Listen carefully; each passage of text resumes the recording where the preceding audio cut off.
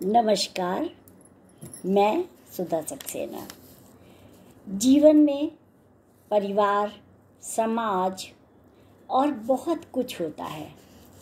हम जीवन भर उम्र के हर पड़ाव पर अलग अलग प्रकार से व्यवहार और कार्य करते रहते हैं। लेकिन एक प्रश्न उठता है कि आखिर हम किसके लिए जिएं? यदि हम सबकी सोचते हैं तो हम अपने विचारों को, अपने चिंतन को, अपनी इच्छाओं का दमन करते हैं, और यदि हम अपनी ही केवल सोचते हैं तो हम औरों का अनादर करते हैं या औरों की इच्छाओं का सम्मान नहीं करते हैं। आइए आज किसके लिए जिएं पर ही हम सब थोड़ा विचार करते हैं। यह बहुत बड़ा प्रश्न है कि सभी की भिन्न भिन्न प्राथमिकताएं होती हैं। उन्हें प्राप्त करने का ढंग भी सबका अलग अलग होता है।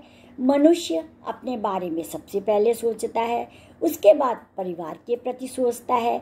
ऐसे भी लोग हैं जो परिवार के मोह में अपने हित भी उपेक्षित कर देते हैं। जितना अधिक उदार मनुष्य का मन होता है, उतने ही अधिक लोग उसकी चिंता के दायरे में सिमटते जाते हैं। थोड़े से लोग ऐसे भी हुए जिन्होंने किसी भेदभाव के बगैर समाज की चिंता करी, और वे आज महापुरुष के रूप में पूजनीय हैं। अपने और अपनों की हितों से ऊपर उठ करके व्यापक दृष्टि धारण करना अत्यंत दुष्कर होता है। इसके लिए उन्हें अपने आप से लड़ना पड़ता है। मनुष्य वास्तव में एक अत्यंत निरीह प्राणी है। इसे 5 शक्तिशाली योद्धाओं ने घेर रखा है। वो 5 शक्तिशाली योद्धाएं आप सब जानते हैं: काम, क्रोध, लोभ, मोह और अहंकार। मनुष्य का इनसे बड़ा शत्रु कोई नहीं है।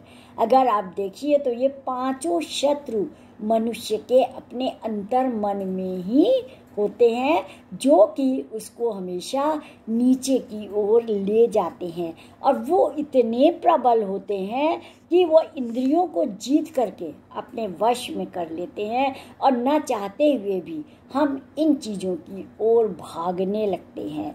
जब इंद्रियों पर इन शत्रु योद्धाओं का आधिपत्य हो जाता है, तब मनुष्य अपने जीवन के मूल उद्देश्यों को खो देता है। विवेक, बुद्धि, संयम, संतोष, दया और परोपकार जैसे गुण पराजित हो जाते हैं। जितना शक्तिशाली इनका प्रभाव होता है, मनुष्य उतना ही निर्बल होता जाता है। और इसीलिए कहते हैं कि ये बड़े शत्रु हैं, और इन पर यदि विजय प्राप्त कर ली तो मनुष्य अपने करीब पहुंच जाता है, अपने अंतर मन में पहुंच जाता है। कई बार मनुष्य अपने हितों को दांव पर लगा देते हैं। अपने ही परिवार के वे शत्रु बन जाते हैं।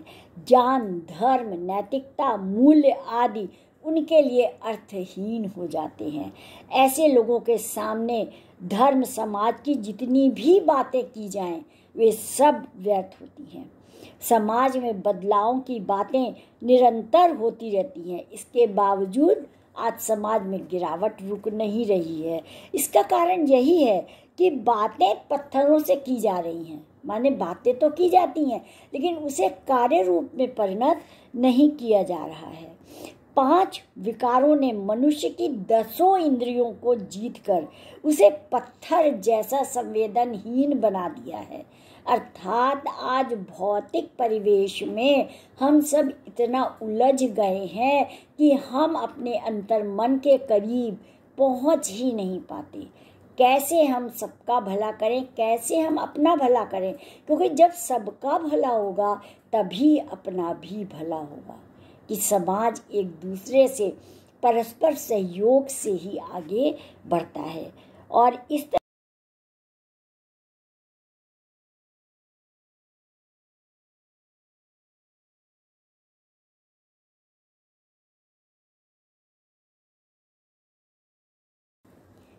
ये 5 योद्धा आज भौतिक वातावरण के कारण ही शक्तिशाली हो गए हैं।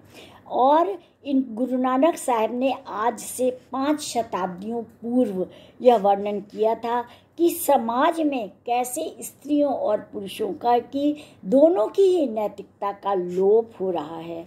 समाज से उन तत्वों को हटाना पड़ेगा, काम, क्रोध, लोभ, मोह और अहंकार को जिनसे ताकत मिलती है उनका हमें विद्रोह करना पड़ेगा।